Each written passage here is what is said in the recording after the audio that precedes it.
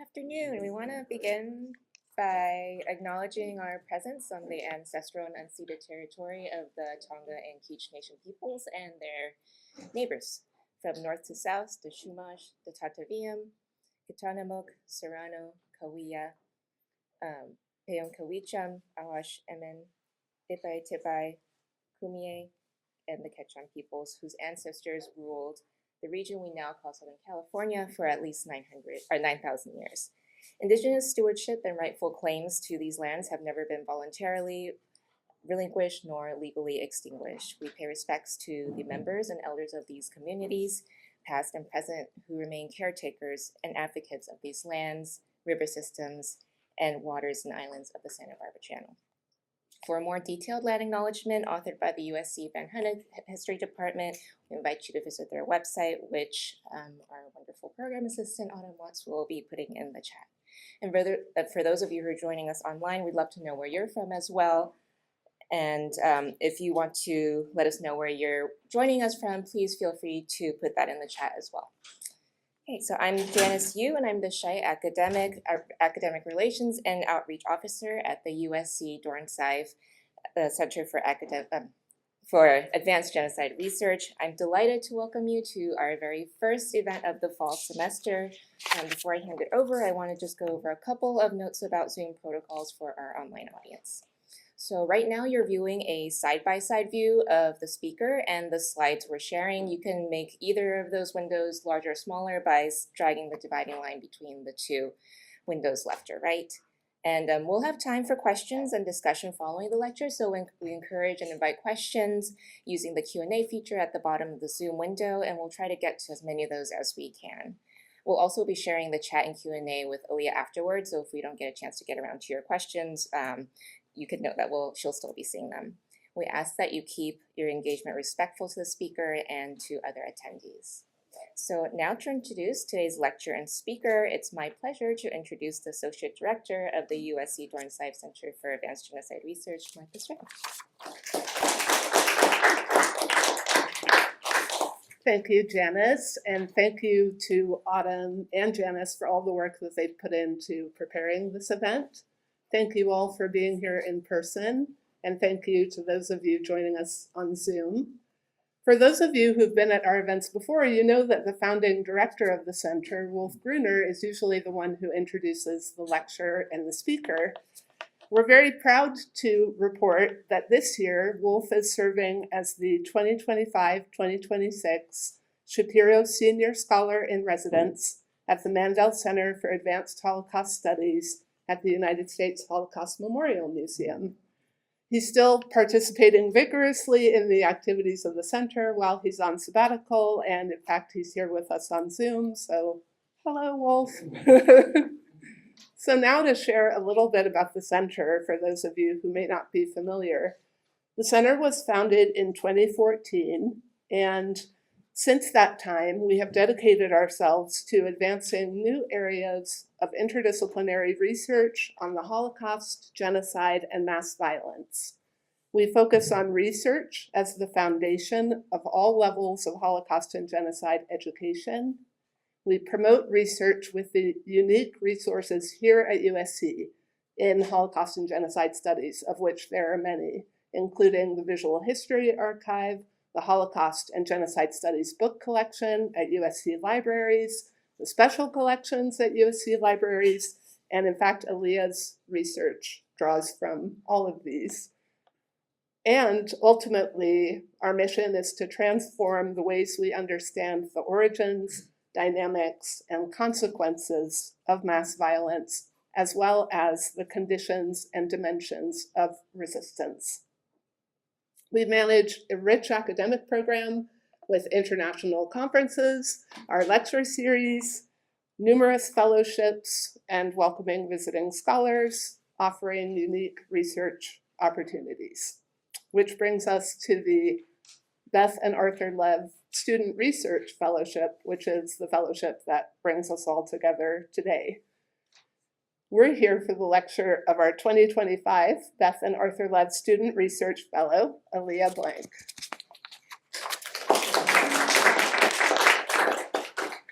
This fellowship was first bestowed in 2018, and it enables USC students, both undergraduate and graduate students, to work with the resources I just described in the fields of Holocaust and genocide studies for a research project of their own design. So we want to begin by offering our deepest thanks to Beth and Arthur Lev, whose generosity has supported 7 undergraduate student scholars and 7 graduate student scholars since the fellowship was established. I'm delighted to see so many USC students here in the room today. Thank you for being here. If you're a USC student who's watching the talk online or in person and you feel intrigued or inspired by the prospect of doing research in these areas, our applications are open now for the 2026 Lev Student Research Fellowship, and we encourage you to pick up one of the brochures about our student fellowship opportunities. We want to support you in developing an application, developing a project, and benefiting from these resources. So now to our speaker. The 2025 Beth and Arthur Lev Student Research Fellow, Aliyah Blank, graduated from USC this past spring.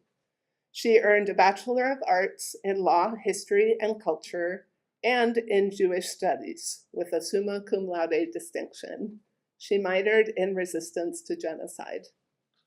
Aliyah completed extensive coursework to prepare for her research project, taking courses on the Holocaust, anti-Semitism, racism, and other hatreds, mass violence and comparative genocide in modern world history, and the Holocaust in 20th century Europe.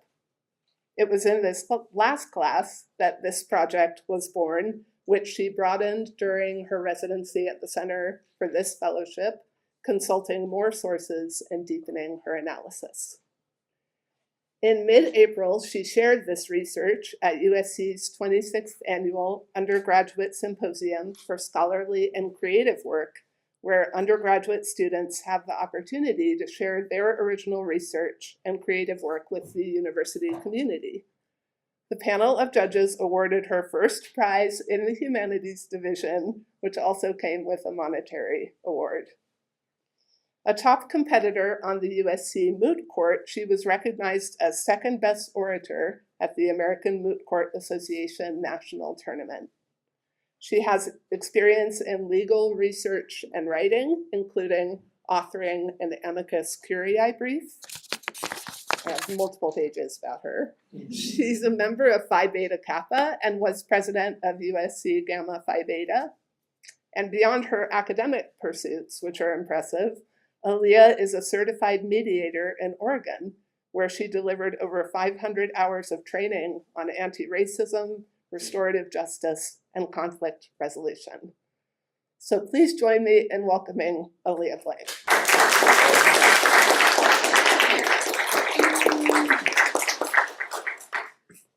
Okay, before I begin, I would like to thank a few individuals who assisted me in this project. First, I'd like to thank Professor Gruner. He has not only provided incredible academic support, but also personal support. He was the reason that I applied for this fellowship to begin with. I'd also like to thank Martha Stroud, the Assistant Director of the USC Center for Advanced Genocide Research. She has been an incredible mentor to this project, editing parts of my paper and providing a sounding board for ideas and more. I could not have accomplished this without her guidance and support, and I'd also like to extend a generous thank you to Beth and Arthur Lev for their incredible generosity in funding this research project. Let us not go as sheep to the slaughter. We are weak and defenseless, but resistance is the only reply to the enemy. Brothers, it is better to fall as free fighters than to live by the grade of the murderers. Resist to the last breath. These are the famous words of Abba Kovno from his manifesto delivered to the Vilna Ghetto on December 31st, 1941. Jews were never sheep taken to the slaughterhouse. When some people think about Jews in the Holocaust, they're under the impression that the Jews were complicit in their oppression and ultimate execution. Some think that given how many people were killed in such a short span, when the Nazis were in power, the Jews did not resist or resist enough. However, Is this really true? This project was primarily inspired by my great-grandmother, Faye Blank. I only knew her until I was 6 years old. Although I was young, I was inspired by her famous mac and cheese and her impeccable style. She was born in Prienai, Lithuania, a small town about an hour and a half outside of Vilna, and she left during the Holocaust. She never spoke of her experiences, and this project has been a way to reconnect with her past. This image is a courtesy of my great uncle, taken in 1935. My great grandmother is over there. She is pictured beside her mother, brother, grandmother, and sister to the left. In the front row are her two grandfathers and father. Although my great grandmother and her immediate family were able to escape, not everyone in her family was fortunate. One of her grandfathers, Osher Milstein, was murdered. I have no information on his death. I don't even know which grandfather it is in the photo. I'm assuming it's the one in the middle, but again, I don't know. And the only reason I learned about his death was through the Oregon Holocaust Memorial, where his name is honored. Most of his story is lost to history, but part of this has inspired me to work to share the stories of others. So, this is a map of Lithuania during the Holocaust, and roughly 95 to 96% of all Lithuanian Jews were murdered during the Holocaust. And as it stands, Lithuanian Jewry was essentially eradicated during the Holocaust. And often when people discuss the Holocaust, Lithuania is not at the forefront of the conversation. Of a country of only 2 million people, it's tiny, and yet the impacts of Nazism have left it scarred forever. It also was in a precarious position here, being in between the Soviet Union and occupied Poland. About 80% of Lithuanian Jews were already murdered by 1941, before any of the ghettos were in full use, and this was also before any of the death camps were also in use. Because there was such a small percentage of people left, it's essential to study how these Jews resisted. What did resistance look like in a place where almost all the Jewish people were eradicated? To define resistance, I draw upon a definition by Dr. Wolf Brunner, written in his book Resistors, How Ordinary Jews Fought Persecution in Hitler's Germany, in which he defines resistance as any individual or group in opposition to known laws, actions, or intentions of Nazis and their collaborators. He further notes that expanding the definition to include individuals, not just groups, fundamentally changes our perception and honors a wide range of Jewish acts of contestation, whether successful or unsuccessful. We must work to understand how Jews actively resisted these oppressive circumstances they had to endure, but also to change the predominant narrative as Jews being passive to active fighters. For my research, I primarily use primary and secondary sources. For my primary sources, I use oral testimonies from the USC Shoah Foundation Visual History Archive, along with other materials from USC's Special Collections Library housed in Doheny, and both provide special first-hand accounts of the events in the ghettos. And moreover, I will also be featuring images from the United States Holocaust Memorial Museum's collection.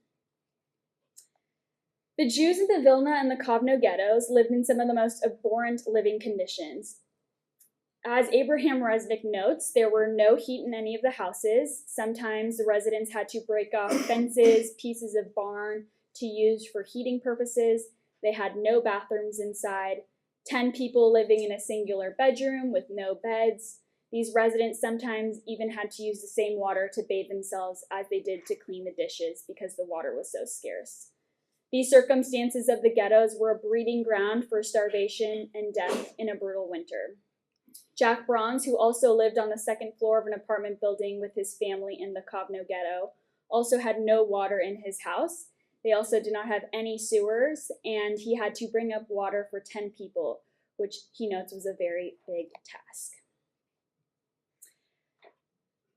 Within both ghettos, Jews worked to create medical systems to address the needs of residents. Most of these facilities and services were done in secret and at the risk of their lives both of the staff and patients.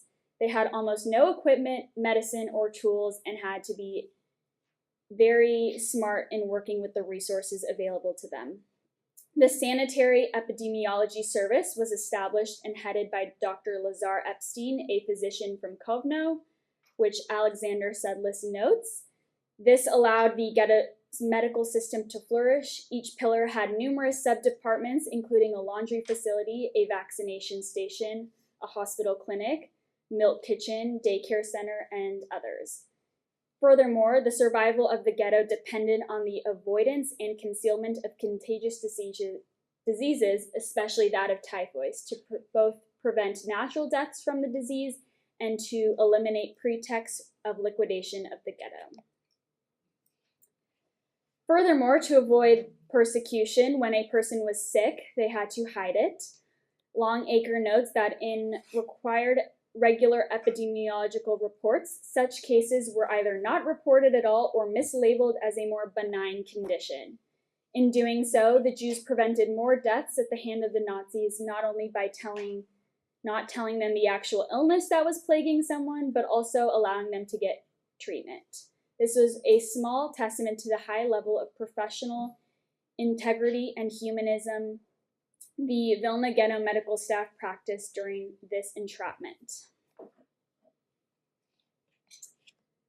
The Nazis also strictly banned Jewish births, and they wanted to prevent a next generation of Jews while working to exterminate the current population. It was not just a literal extermination, but an extermination of everything related to Jewish life: the religion, traditions, customs, culture, and everything else. To survive, many women faced an unimaginable decision to end a pregnancy or to carry to term and risk discovery. Having the ability to decide one's own fate was itself an act of resistance. In Vilna, when babies were born, they were taken to a secret room. Mothers came in at night to nurse them, and as the children grew, they were registered with the ghetto administration as older than they actually were. Some women explained that carrying to term was a consolidation to stand in for a murdered parent or husband, a way to ensure the survival of an entire people. This was no easy task, both physically and mentally, and yet they persevered nonetheless. Other women made the equally difficult decision to terminate their pregnancies. In Kovno, Jack Bronze recalled about 50 abortions took place on a monthly basis. Survivor Miriam Gershwin was among them. She notes in her testimony that she visited Dr. Nabrisky for his service, remembering that we were not really supposed to get pregnant. Ending a pregnancy in hopes of survival was a painful choice that women each month had to choose. Both paths, birth or abortion, carried enormous risk, and both were acts of defiance against a system designed to erase Jewish life. The Jews of both ghettos created different institutions under the healthcare umbrella to help the residents of the ghetto. The people in the ghetto banded together to create 5 public kitchens, a public health office, a milk distribution program for young children and the sick. Additionally, many Jews in the Vilna ghetto banded together to provide food that was allowed observant Jews to continue to practice their faith. Moreover, they were also faced with the fact that there were a ton of unaccounted for people living within the ghetto that also required food. The life-sustaining actions of the healthcare system worked cohesively among a community looking to support one another. Community, as an act of resistance, is a broad category that enables people to examine how people work together to combat oppression. The reason for this heading, rather than something like partisan organizations, is to convey that there are various communal efforts to resist and highlight how not just fighting groups were enacted to resist. Such groups also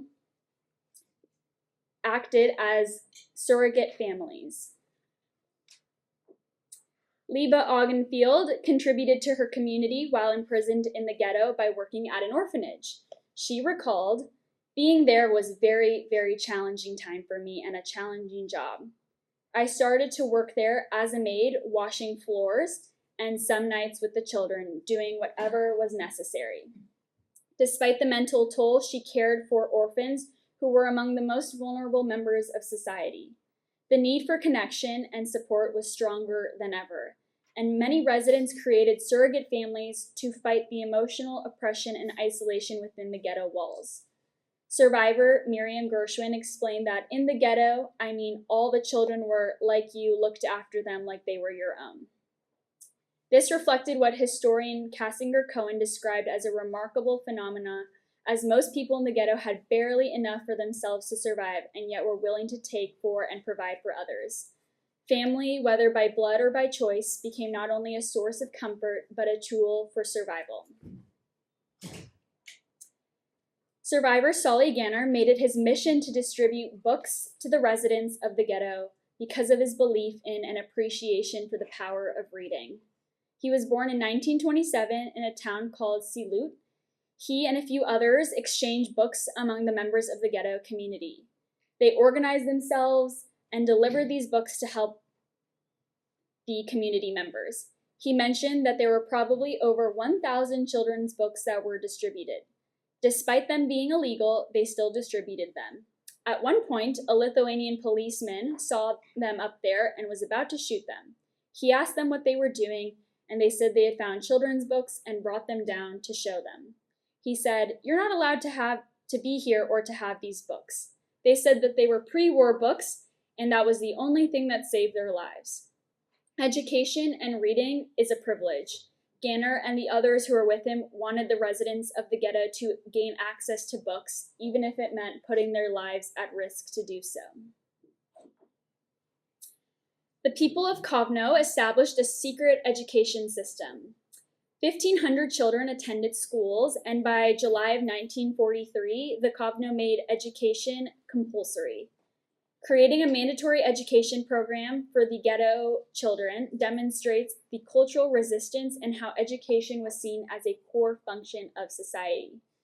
Similarly, the Jews of the Vilna ghetto created secret schools and held secret religious ceremonies and distributed books, all to make the community stronger. Children were also strictly prohibited from attending school. Nir Burstein created a school in secret in the ruins of the Gravediggers' Colts, a prayer house situated in the Sholyov.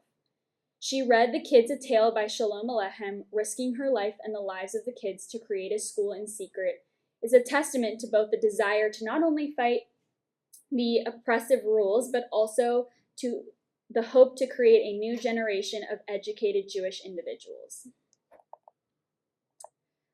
The oral testimony of Burl Zisman demonstrates how a commitment to one's faith can be an act of resistance and a source of power in preserving traditions, passions, and lifestyles, even as they were prohibited.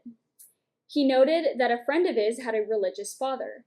He said that even though one day a German came and cut off his beard, he wrapped a scarf around his neck until it grew back. He had never cut it off himself because he said, "As long as I have a beard, God will give me life, and that's the way I'm going to be." This man could have just gone without his beard. It was already forcibly removed. Instead, he decided to wrap the scarf around his neck until it grew out. He was still trying to maintain his relationship with God regardless of outside intrusions. This is an example not only of personal strength, but of active resistance. Also, in Burl's testimony, he notes that he had his bar mitzvah done in secret and snuck wheat into the ghetto to create matzah for Passover. The residents of the Vilna ghetto created a winter aid community, which concerned itself mainly with providing adequate clothing for the ghetto population. These temperatures endured by the residents often dipped into the below freezing range. With little to no heat sources, their winter coats provided the additional bit of warmth that prevented more illness and death among the residents. These locations offered vital protection, and they also emphasized the community working together to fight against an organization that was working towards their demise. Though they lacked everything, the desire to live overcame the shortages. Writing is also a form of resistance, actively fighting against one's own story to the passage of time. All of this is achieved by documenting what occurred, creating a personal narrative, and remembering the truths of others. Moreover, when writing, one is also fighting against the manipulation of truth and reclaiming agency from the Nazis as to what happened from their perspective.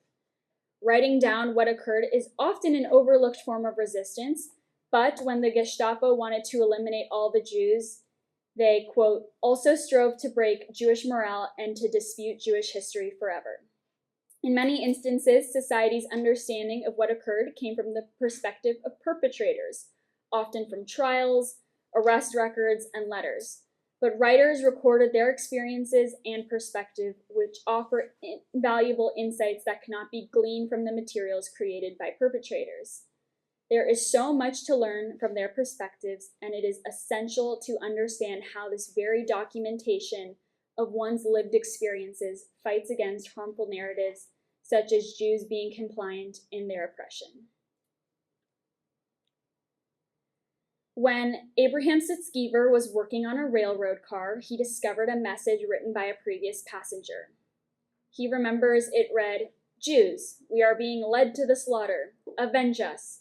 Butsker from Sitzeven." In many ways, this letter is insignificant. In others, it is everything. This letter did not change the fate of the people on the train, nor did it stop the Holocaust. It could have also very well never been found. But this letter is not only a final act of defiance, but it also underscores the desire to communicate and to be heard, and to leave a lasting trace of their existence. It is a way for humans to connect with others, even in the most disparate of circumstances. Hiding and escape was also another form of resistance. Many survivors in oral testimonies talk about how they either hid or escaped the ghetto. Zena Gerland was no exception. She notes that her mom and her baby went into hiding along with many others, making it very crowded. Another survivor, Ida Kuswu, born on February 14, 1912 in Vilna, mentions that the Germans came every day. "Everybody run where you can run. We would hide. My husband hid in an attic roof. If she and her husband had not hid in that attic, they would have likely been killed." Hiding may seem like a small, insignificant act of resistance, but it's the very reason why many survivors were able to stay alive. In Zelenikov's testimony, he recounts precisely how he managed to escape, which was no easy task. He went into a sewage to escape. It was dark and he was halfway submerged in dirty water. He carried a pistol with him, ensuring it remained dry the whole time. It took him more than 8 hours because they had to be cautious, so the Germans and Lithuanian auxiliaries would not hear them. He notes that roughly around 100 to 120 people fled through the sewage pipes. They planned this through the Soviet partisans outside. Osher Milstein, one of my great-grandmother's grandfathers, was murdered. Like I mentioned earlier, there's no information on his death. I didn't even know which grandfather it was in the photo, and this is the Oregon Holocaust Memorial where my great-grandmother's name is, and her grandfather and her great-aunt.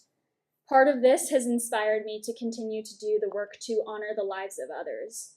While I may never learn anything about his death or have images of who he was, I can pay my respects by researching and honoring the lives of others. The actions taken by Jews of Lithuania, whether big or small, by many or by few, remind us that resistance does not always mean grand gestures. Often, it is about preserving one's values, identity, and life. Resistance is not always about success. It is about doing it. Even if that act did not change the outcome, it's still a powerful statement against a system designed to strip people of their humanity. It is the small, minuscule actions, the ones that people may have never thought would matter, that demonstrate the way resistance flourishes. Healing the sick, protecting children, recording stories, or simply helping a neighbor survive another day.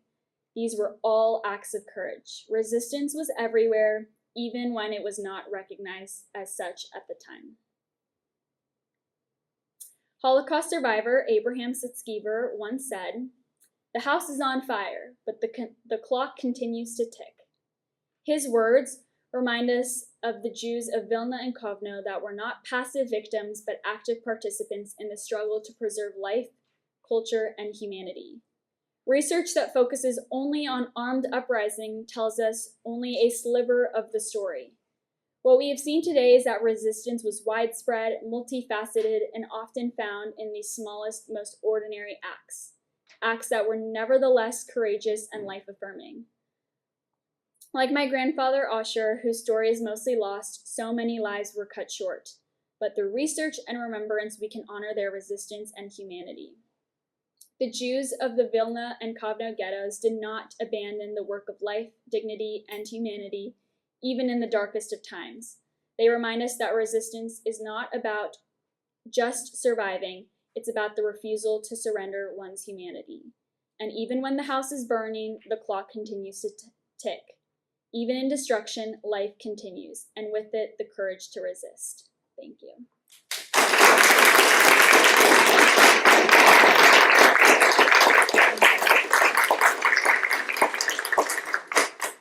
Thank you so much. That is a very mic drop ending, especially in our current moment in history. So now we're going to open it up for Q&A. So please, everyone in the room, ask your questions. And those of you online, please use the Q&A feature at the bottom of the Zoom window and ask your questions of Aliyah. Thank you. Yeah. Have you ever personally had the chance to go visit? About 3 years ago, my father and I had a trip to Lithuania. We were the first of my grandmother's descendants to go visit, and we actually got to see the town Priene where she was from. We also got to see the restaurant that her parents owned and operated before they fled. And it's still standing and operating as a restaurant today, funny enough. So we got the chance to have a meal there, and we got to take a brick from the original building. It's mostly still intact, but they obviously remodeled a little bit. So that was really, I think, the start of this journey to go see it and kind of put a history in kind of a physical way. So. Is it still in the family? It's not in the family. But it's amazing it's still there. Yeah. And they honor its history. Yeah. A lot of times, at least in the United States, it doesn't happen too often. So that's remarkable that the history is still there. Yeah, the family that owns and operates it today were super welcoming, and we had told them the story and everything, and they welcomed us in and sat down and had a meal with us. How was communications during Lithuania during the time? For example, the railroad quote of "Avenge us," like Jews were being led to this slaughter, avenge us. Like, how restricted was, I guess, recording those types of quotes and like distributing them? Yeah, it was quite restricted. So because of Lithuania's proximity to both the Soviet Union and Germany, it kind of placed them in a precarious position. So there were many Lithuanians, non-Jews, who were very much in support of the Nazi regime. So a lot of them helped in facilitating the active murder of many of the people. So these auxiliaries were not only responsible for the high death numbers in addition to the Nazis, but were also very much controlling also what people were able to do and share. So I think that they definitely influenced something like someone kind of writing a little note and tucking it in a railroad. We have a question from online. Somebody's asking, have you found evidence of conflict within these ghetto communities because of disagreement over whether and how people should resist? I did not find too much when I did my research on conflict. I think that because there were so many different facets of resistance that people often joined or acted in the different ways, whether it was joining an armed resistance group or distributing leaflets, helping at a milk kitchen. So from my research, I did not find anything too much about conflict, but I'm sure it definitely existed, just not where I was looking. So you know there's a whole school of research about kind of history of emotions. And I'm wondering what kinds of emotions do people describe when they're talking about what you classify as their acts of resistance? Like, were they terrified? Were they like doing it defiantly? What sort of range of emotions did you hear when you were listening to these stories? Yeah, I think it was also super powerful to watch the survivors also tell their own stories, because you hear their own voices telling it from the oral testimonies from the VHA. So a lot of them, there was kind of a handful, a lot of them just were very much trying to just get by and trying to make it to the next day. So a lot of them didn't really act as if it was active resistance, but now I'm classifying it as resistance.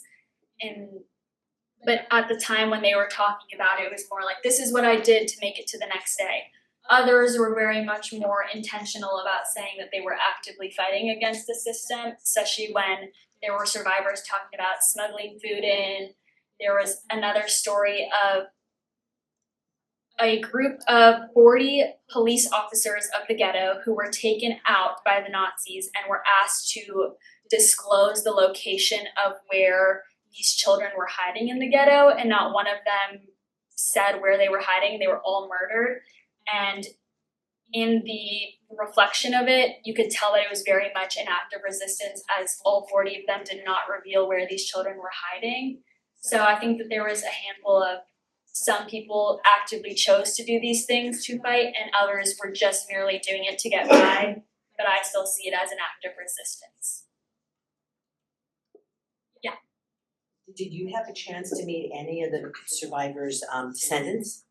Like you, so there were, okay. I haven't met any of them. Okay, No. because that would have been interesting to compare stories and see what they were told and Yeah, things like that. I mean, not kind of adjacent, but when my father and I went to Lithuania, we had actually met a man who was the exact same age as my great grandmother, and I believe they went to the same school, although when I met him he was 95 and didn't have any memory of ever knowing her, but she attended a Jewish primary school, and then by middle school was at, I guess it was both Catholic students and Jewish students, and they were of a town of 2,000 people. In one school, there was like a very high chance they were in the exact same grade. So I did meet him, and he was telling us about which buildings in the town were pre-World War II and which were post. So I haven't actually met any of the survivors or the survivors' descendants, but I did meet this man, which was really cool. So you mentioned in the ghettos there was like connection or networks of doctors that would like help out people in need. Assuming that it was all kind of like an underground network, it isn't publicly available, how would they manage or prioritize who gets treatment? Because like there's no like system. Yeah, so within both of the ghettos, they had established different wings of like the hospitals and the clinics. So they had clinics for kind of more non-emergent things, and then they had actual, like even a surgeon in one of the ghettos. And so kind of depending on whether it was like infectious disease, whether it was typhoid, or if it was, someone giving birth, they kind of directed them to whichever part of the medical system or the hospital. So that way they were able to kind of manage, also within these clinics, they provided vaccines and manufactured vitamins to help with the lack of nutrition that a lot of the ghetto residents were struggling with. So that way they were able to kind of tackle all different levels of illnesses and diseases. We have an audio question from one of our online attendees. So let me ask him to unmute. You might recognize his voice. Okay. Hi, Aliyah. So I'm here from DC, and I want to just congratulate you to. Can you hear me? Hang on a second. Wait. Wait 1 second. Oh, okay. Okay, but I know. Can you hear me now? Yes. Okay, so Aliyah, from DC, I want to just congratulate you to this really excellent research, and especially that you not just kind of wrote a research paper, but extended your research and in a way learned so much more. I have a specific question, which actually dovetails very nicely to what you just said. When you talked about the healthcare system, we know that as food, all kind of medical equipment was scarce, right? There were some instruments, but how did you learn how they actually compensated for this? Where was medical equipment or medicine or bandages smuggled? Did they try to produce it themselves? I mean, you alluded a little bit with the vitamins to it. Maybe you can talk about this more. Yeah, so specifically in the Vilna Ghetto, I learned that they both smuggled stuff in, but also manufactured. So they asked for bandages if there were any residents who had extra clothing that they could use to be bandages. Any kind of old equipment they found in the ghetto, they also remanufactured as medical equipment. So anything that they possibly could use as scraps to kind of build different tools, they did. So it was kind of a little bit of both. They again manufactured vitamins, and also vaccines was a big one that they did pretty much from scratch. Were manufacturing vaccines, especially against the typhus, which is a big epidemic that faced the ghetto, and such a contagious disease that they wanted to ensure that less people were getting sick and dying and or infecting others. I hope that answers your question. He's doing a thumbs up. Okay. He did a thumbs up. You can see it. Yeah. Well, along those lines, was there a relationship between Kovno and Vilna and or Łódź or Warsaw? I know, what little I know is that in Warsaw, for example, the young women who could pass as Poles and would go in and out of the ghetto. Was there communications between them? Did they work together at all in resisting? I believe that there was communication. So there were Soviet partisans also in these kind of forests of surrounding areas that worked to both communicate inside the ghetto and to other ghettos. So that was like a majority of the communication that I learned about, was using these kind of partisans, but also people who would leave the ghetto for whatever reason were able, if they were either had a work permit and were able to leave to go work, that they would communicate with others. Also in the Kovno Ghetto, they had created a newspaper called Nitsots, which is also known as Sparks, and I believe that that was also able to kind of circulate other information between ghettos. What are like the Jewish demographics today? How has the culture shifted, like when you visited?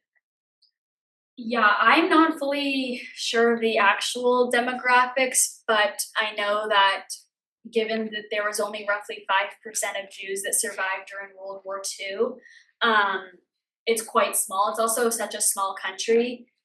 I'm not sure exact numbers of how many, but I can imagine that if there is a Jewish community, it's quite small, and it's probably central to Vilna or Kovno, which are the two major cities in Lithuania. But again, even Vilna is only a city of like 500,000 people. We have another question from online, from somebody you might know. Thank you so much for this wonderful lecture. It's been so great getting to see how this research has developed over your time at the center, and this lecture is a testament to the care and dedication you've given your research. I was wondering how this expanded definition of resistance you're employing in your research illuminates women's roles in resistance. Sending my best from DC, Charlotte. Yeah, I think this expanded definition, I think there's just a common narrative of resistance means armed fighting, and it's not true. It's just a small sliver of the fraction. I also liked Professor Gruner's definition because it expanded on the fact whether something was successful or unsuccessful. So even if it didn't ultimately change an outcome, it doesn't mean that that wasn't resistance in and of itself. So even if someone ultimately was murdered, their acts still count as resistance in and of itself. So I think it's important to also note maybe some of you are also familiar with the Warsaw Ghetto uprising. That was an armed resistance. It ultimately didn't change the fate of the ghetto, but the very fact that they still attempted and did it still counted as resistance. And I think also extending the definition allows us to look at ways in which people helped one another. So kind of creating those surrogate families, helping out in an orphanage. It might not be seen as kind of a definition that fits in a box, but if we expand it a bit, we can look at all of these other forms that at the time these survivors might have just been doing because they were trying to help these kids, for example, survive to the next day. But we're seeing it as, no, these people are actively trying to fight a system that's working to not only eradicate them physically, but also their culture, their history. So, yeah. I just came back from Poland, and there's a whole museum dedicated to the uprising that you just mentioned in Warsaw. It's actually a pretty good museum, but I went to visit Auschwitz, and even in there, this is more of a comment, they had uprisings in there too. In fact, one time they actually blew up the crematorium, and that was, if you're gonna have an uprising, that was probably the hardest one to do. Yeah. But they blew up the crematorium. And in fact, I think almost all the camps had some kind of uprising that we don't hear much about, but it happened. Is wherever they were, the Nazis were, there was an uprising. Yeah, and that's why I think it's important to highlight, both all of the armed resistance and specifically the one you're referencing where there were people smuggling small bits of gunpowder day after day to build enough to blow up the crematorium, but also the other uprisings that are not so common and that we don't hear about. And I think it's also particularly important for me to highlight Lithuania because it's such a small country and it isn't often the forefront of the Holocaust discussion. So I think that, these other acts are also important for people to learn about and to know about because they also count and they also matter. So just as the blowing up the crematorium or the armed uprising in Warsaw, which is kind of one of the more famous ones, that also these acts do count and accumulate for resistance everywhere. Even though it's not exactly part of your presentation, currently is there Holocaust education going on in educational systems? Have they taken responsibility for their role in it, or have they just said they were victims? What's your sense? Yeah, so I'm not fully sure, but I know specifically in Poland, they do have a Holocaust education program, and it's very much intertwined in the school system. So they do have students, for example, visit Auschwitz. I'm not fully sure about Lithuania, and I think also Lithuania's kind of context in regards to their role is very complicated. A lot of them saw themselves as victims because they also became part of the Soviet Union after the war. So they kind of saw themselves as victims of that. And I think that there is also still quite a work to be done to acknowledge the role of many non-Jewish Lithuanians in the mass murders of all these Jews, because like I said, many of the Jews were murdered by bullets, not through gas chambers. So before 1941, a lot of the Lithuanian Jews in specific were murdered by these mobile killing squads known as the Einsatzgruppen. So, and without the help of these local Lithuanians who could point Jews out as to where they live, it wouldn't have been so, in a way, successful. So I think there's still a lot of work to be done in terms of acknowledging their role, but I think that their position of then moving from being a spot in between these two powers to then turning into the Soviet Union for 50 years kind of complicates the history. But I don't think that I'm not sure, but fully come to terms with the amount of a role in murdering all of their specific Lithuanian Jews. Yeah. Thank you for an amazing talk. I really am glad that you are focusing on Latvia and Lithuania because they are less discussed. And I really appreciated your discussion of continuing religious dedication in spite of persistence.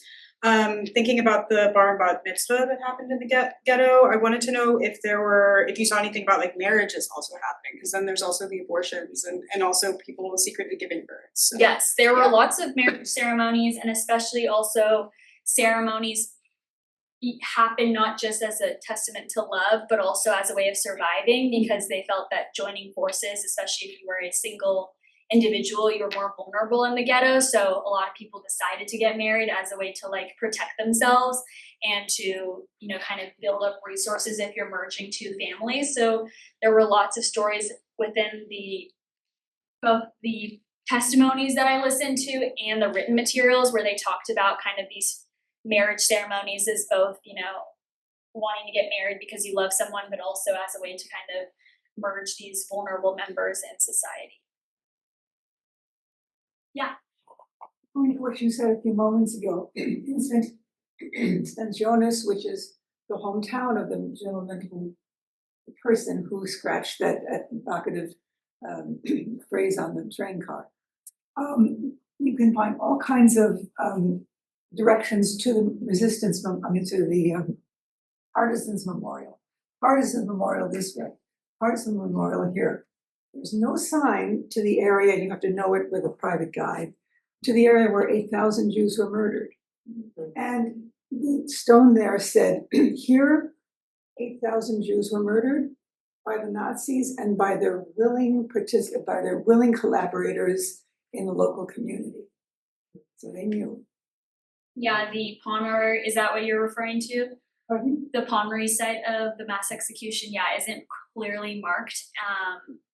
And even in the town also that Priene, where my great-grandmother was from, there was a Jewish cemetery, but the Soviet Union had also destroyed it. So they destroyed the synagogue and the cemetery. So there was also a lot of lack of kind of post-war recognition of different landmarks, especially those sites of mass execution. So.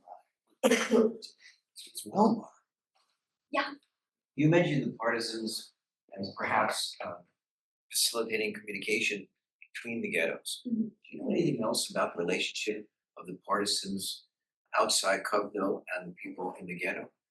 Not a whole lot about the relationship. I know that there is also somewhat of a complicated relationship in the sense that they were both helping them, but then there was also the issue of being political fighters versus being kind of fighting for the Jewish cause, which I'm putting that in quotes because that's also just a complicated term, but a lot of them, because they were fighting more for communist or socialist reasons, there was a little bit of tension, I also know, between kind of that struggle from the testimonies that I listened to, but they also then, there were lots of instances of positive collaboration and people helping and saving other Jews from the ghetto, so it was kind of a mix of, in terms of the communication between the Kovno ghetto and the kind of partisans outside.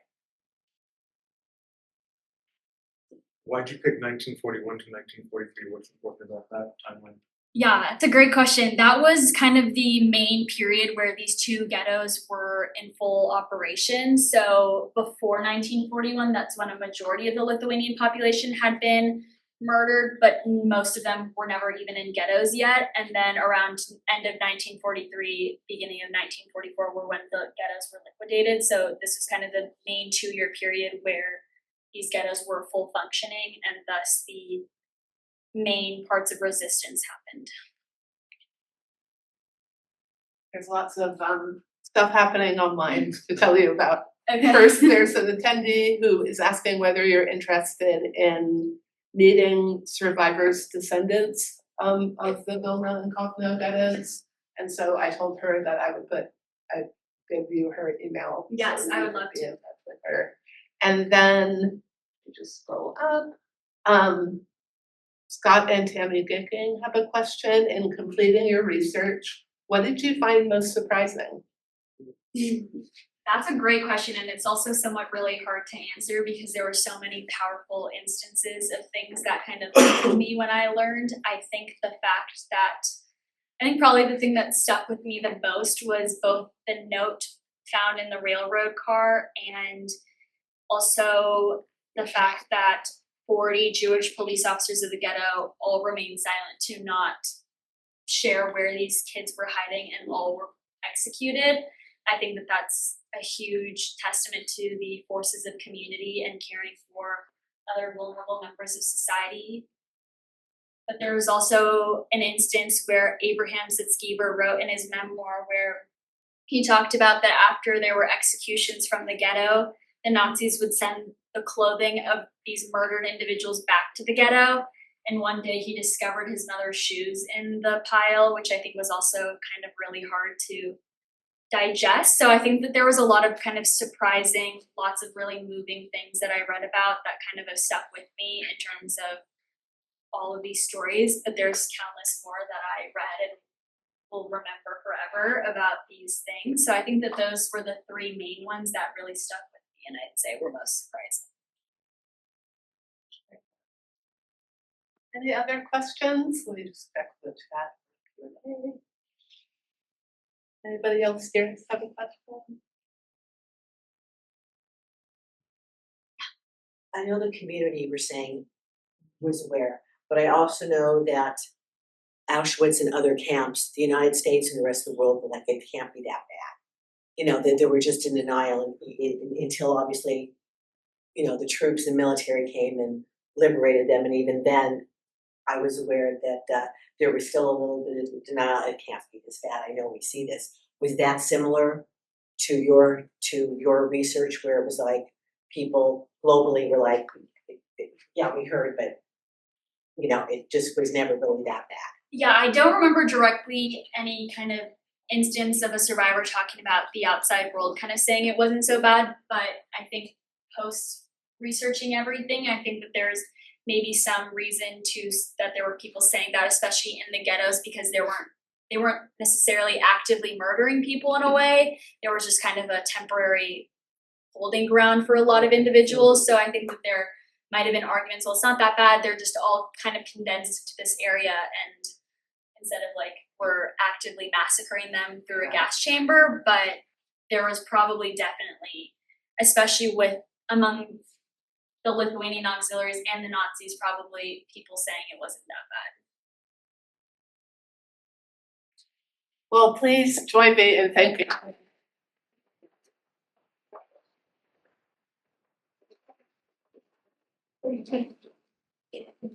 Thank you so much. Once again, thank you to Beth and Arthur Lev, who made this all possible. Our next talk is 3 weeks from today. It's by a renowned Holocaust scholar, Professor Annika Valka, who will be talking about the Black Book of Soviet Jewry as testimony, history, and literature. So please join us, and thank you so much for being here.